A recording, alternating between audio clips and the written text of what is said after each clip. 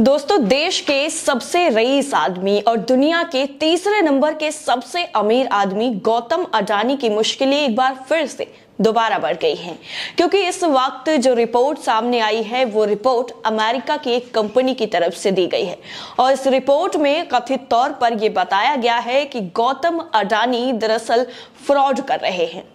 इस रिपोर्ट में और भी कई चीजें जो हैं वो कही गई हैं और गौतम अडानी पर ये जो गंभीर आरोप लगाए गए हैं उन आरोपों को लेकर के जो सियासी बाजार है वो भी गर्म हो गया है और लोग जो है इस पर अपना रिएक्शंस भी दे रहे हैं।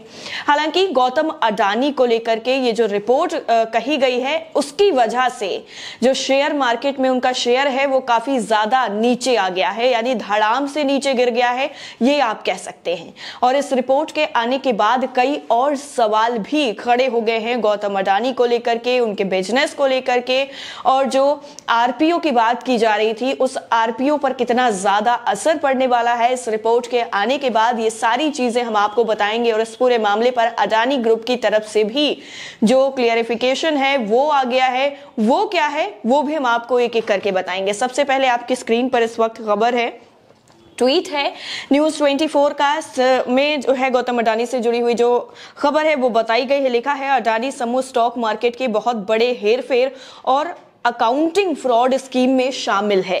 ये आरोप जो है अमेरिका की एक फाइनेंशियल फोरेंसिक कंपनी का दावा है, ये कहा गया है न्यूज 24 के इस ट्वीट में। एक और ट्वीट हम आपको माफ करिएगा, एक और हम खबर आपको दिखाएंगे। इस खबर में बाकायदा पूरी रिपोर्ट है। BW हिंदी करके एक वेबसाइट है, इनकी वेबसाइट पर यह खबर विस्तार से छपी है और रिपोर्ट के बारे में हर एक चीज मेंशन की गई है। लिखा है इस रिपोर्ट में ऐसा क्या है जो सामने आते ही बिफर गए अडानी ग्रुप की कंपनियों के शेयर। हिंडनबर्ग रिसर्च ने अपनी रिपोर्ट में अडानी समूह की कंपनियों पर गंभीर आरोप लगाए हैं, ये कहा गया है इनकी तरफ से। और ये कहा है कि कंपनियों के जो शेयर हैं 85% से ज्यादा ओवर वैल्यूड है, ये रिपोर्ट में कहा गया है। और इस रिपोर्ट के सामने आने के बाद से ही समूह की कंपनियों के शेयरों में लगातार गिरावट देखने को मिल रही है, यानी जो अडानी ग्रुप का जो शेयर मार्केट में शेयर लगा हुआ है उनको काफी ज्यादा नुकसान हो रहा है। वैल्यूएशन में हेरफेर का आरोप भी इस रिपोर्ट में लगाया गया है। मीडिया रिपोर्ट्स के मुताबिक Hindenburg research US traded bond और non Indian traded derivative instruments के जरिए अडानी ग्रुप की कंपनियों में शॉर्ट पोजीशन रखेगी। सीधे शब्दों में अगर समझने की आप कोशिश करेंगे तो हिंडनबर्ग अडानी समूह की लिस्टेड कंपनियों पर दांव लगाकर लॉन्ग टर्म तक के लिए नहीं रखना चाहती है। और इतना ही नहीं, forensic financial research firm Hindenburg ने अपनी रिपोर्ट में यह भी बताया है, दावा किया है कि अडानी ग्रुप की कंपनियों के शेयर के वैल्यूएशन में हेरफेर की गई है, यानी जो स्टॉक मार्केट का कहा जाता है उनके शेयर्स में हेरफेर किया गया है अडानी ग्रुप की कंपनी की तरफ से। अकाउंटिंग फ्रॉड और मनी लॉन्ड्रिंग भी इस तरीके के गंभीर आरोप इस पूरी रिपोर्ट में अडानी पर लगाए गए हैं।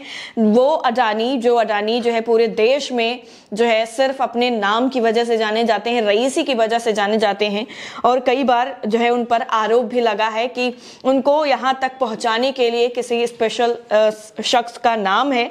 हालांकि ये पूरी तरीके से पुख्ता नहीं हो पाया कि किसका नाम है, और कई पार्टियों से भी, भारतीय जनता पार्टी से जुड़ा हुआ भी उन्हें बताया जाता है, आरएसएस के साथ जुड़ाव का, कनेक्शन का आरोप भी उन पर लगाया जाता है।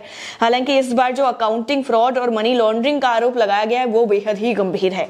इस पूरी रिसर्च में फर्म का मानना है कि अडानी समूह की कंपनियों को लेकर ऐसे भी मामले हैं जो जांच का विषय हैं, जिसमें अकाउंटिंग फ्रॉड और मनी लॉन्ड्रिंग के आरोप भी शामिल हैं।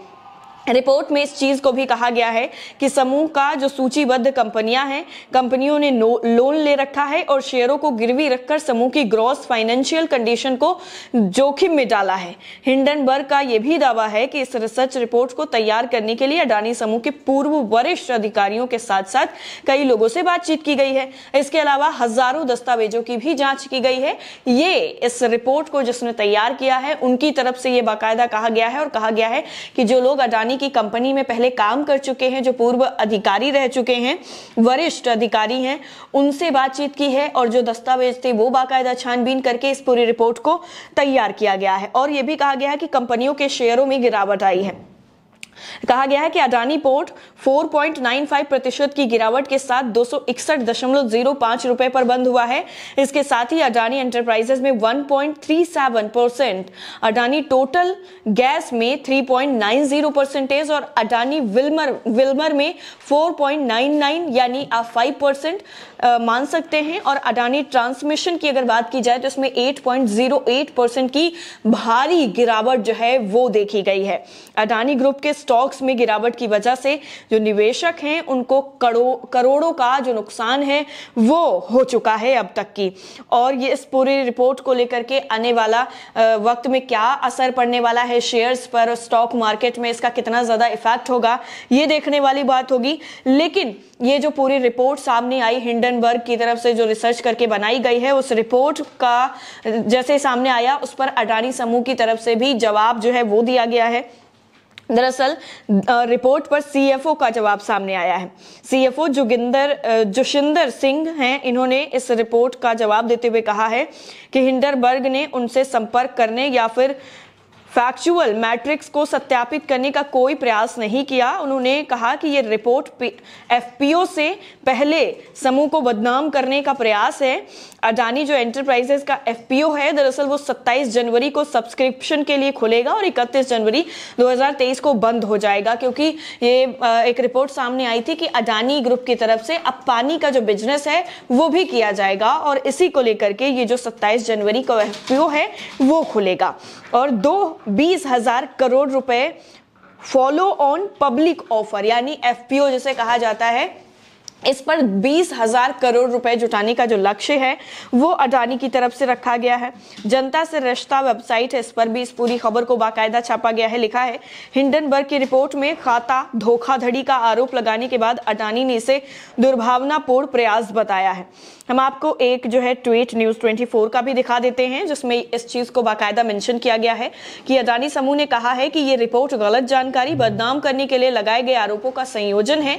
इन्हें भारत की कोर्ट ने खारिज कर दिया है। अडानी समूह ने कहा है कि हमें धक्का लगा कि हिंडनबर्ग रिसर्च ने संपर्क किए बिना और तथ्यों को जांचे बिना ही ये रिपोर्ट छाप दी है। हालांकि किस कोर्ट ने इसे जो है खारिज किया है, इस रिपोर्ट को, इस चीज का मेंशन अडानी ग्रुप की तरफ से नहीं किया गया है। और वाकई क्या इस रिपोर्ट को खारिज किया भी गया है या फिर नहीं किया गया है, इस चीज की कोई पुख्ता जानकारी जो है वो अभी तक हमें मौजूद नहीं हो पाई है। अब जब तक ये पूरी खबर रिकॉर्ड हो रही है, अब तक पहुंच रही है, तब तक ऐसी कोई भी जानकारी सामने नहीं आई है।